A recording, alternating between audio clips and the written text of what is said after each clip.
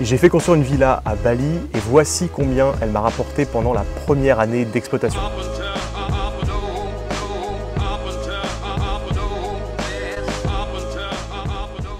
2021, j'ai fui la France pour passer 9 mois à Bali pendant les différents confinements et j'en ai profité avec mon associé Marc pour faire construire une villa à Bali avec 3 chambres, une piscine à débordement, une vue magnifique sur les rizières, la jungle, etc. Et ça fait maintenant 1 an tout pile que la villa est en exploitation, donc ça a mis à peu près 1 an et demi pour la construction. Et là, on va pouvoir faire un bilan après la première année de mise en location sur Airbnb, Booking et toutes les plateformes en ligne de réservation courte durée. On va directement parler chiffres. Alors, je vais vous montrer ici le tableau de bord du 1er septembre 2022 au 1er septembre 2023 avec les chiffres en roupies indonésiennes. Donc, ça fait, si vous voyez bien le chiffre, c'est 56 000 € si on convertit donc de chiffre d'affaires sur 1 an tout pile. Pour ce qui est du taux d'occupation, on est en moyenne sur 90,2%, ce qui est très bien. Donc globalement, la villa est pleine à 90%, donc pratiquement tout le temps. C'est vraiment un très bon taux, donc on est assez satisfait de ça. Et au total, sur l'année, on est sur 121 réservations, donc 121 clients différents qui ont réservé au moins une nuit dans la villa. Donc globalement, on est plutôt satisfait du résultat. Je vous mets aussi quelques photos, quelques vidéos de la villa pour que vous puissiez un petit peu voir à quoi ça ressemble concrètement. On voit que le chiffre d'affaires est vraiment très bon. On est au-dessus de ce qu'on pensait faire sur l'année. Alors ce qui est intéressant à étudier, c'est qu'à Bali, il y a une saisonnalité en termes de location. Donc tous les mois ne se valent pas. Donc les meilleurs mois, c'est décembre, janvier, juillet et août. Et on a des mois plus creux comme mars ou novembre. Donc il n'y a pas d'été, il n'y a pas d'hiver, mais il y a une saison des pluies et une saison haute, une saison plutôt sèche. Et on a également tout ce qui est lié aux vacances. Forcément, les vacances d'été, ça va attirer beaucoup de touristes. Et les vacances de Noël, donc décembre, janvier, ça va également attirer beaucoup de touristes, notamment asiatiques, donc de Chine, du Japon, de Corée, mais également d'Océanie, donc notamment d'Australie, de Nouvelle-Zélande. Maintenant, on va rentrer dans les choses qui fâchent, à savoir les frais. Une villa, ça demande forcément des frais de gestion. Donc on a une gestion locative, donc une agence sur place qui s'occupe de gérer la location. On a les frais de ménage, on a de personnel, on a l'électricité, on a l'eau, on a Internet et on a bien sûr tout ce qui va être lié à l'entretien de la piscine, de la maison en général, un petit coup de peinture par-ci par-là, changer les draps, changer les fournitures, etc., etc. Tout ça, ce sont des frais qu'on prend en compte bien sûr dans l'exploitation. Globalement, sur le chiffre d'affaires, il faut compter environ 50% de charges et de différents frais en prenant en compte les taxes. Donc voilà, globalement, 50% du chiffre d'affaires au moins va partir en charge, frais, gestion personnelle. Après, clairement, c'est aussi le prix à payer pour avoir une villa que vous n'avez pas à gérer. Nous, on est entièrement à distance, on est en France, on est à l'étranger, en voyage, etc.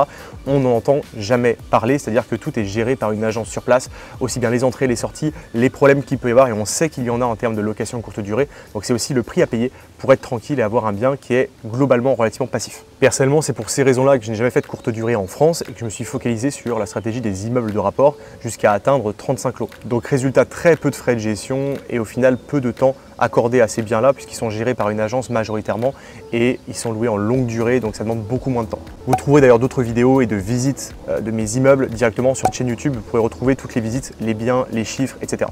Donc pour conclure sur Bali, notre prix reste confidentiel avec le constructeur, mais globalement depuis qu'on a acheté, forcément les prix ont beaucoup évolué, donc on a fait une belle plus-value potentielle si on revendait la villa aujourd'hui. La rentabilité elle est satisfaisante quand même malgré les charges, etc. Donc ça reste un bon projet pour nous. Maintenant, si vous voulez vous faire construire une villa à Bali, voici les quelques points de précaution selon mon retour d'expérience. Premièrement, choisissez bien votre emplacement. L'emplacement fait absolument tout à Bali. Quelques minutes de trajet supplémentaires peuvent se transformer en plusieurs dizaines de minutes avec le trafic, avec le nombre d'embouteillages qu'il y a à Bali. Donc faites attention à l'emplacement. Deuxièmement, construisez suffisamment grand. Visez au moins 3 chambres pour être le plus rentable possible.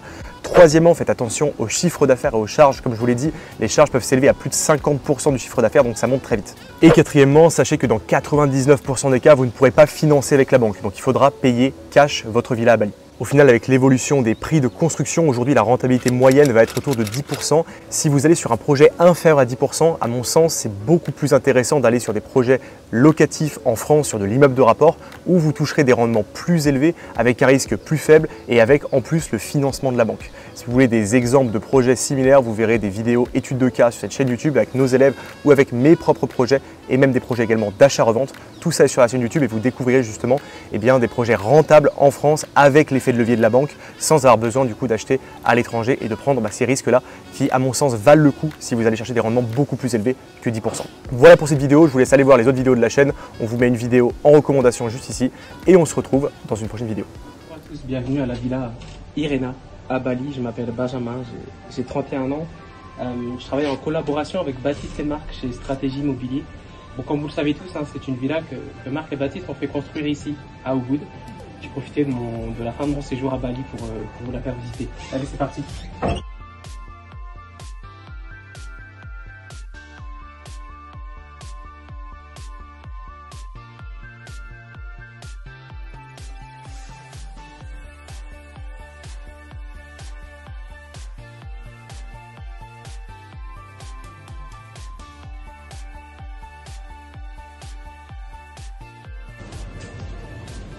Donc, pas besoin de la décrire, hein, cette piscine avec cette vue. Sur la droite, vous avez une partie béton. À votre gauche, vous avez la cuisine équipée, le salon, séjour, salle à manger.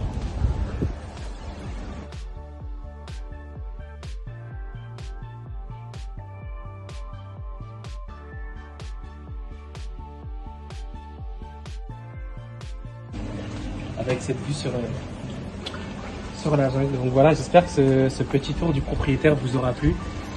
Moi, j'ai clairement pas envie de partir d'ici, mais malheureusement, on n'a pas le choix. Je tenais vraiment à remercier Marc et Baptiste de m'avoir laissé dormir ici généreusement. C'était incroyable, c'est quelque chose qui restera gravé dans ma mémoire. Je vais vous laisser profiter du temps qu'il me reste ici et je vous souhaite à tous de passer une belle journée.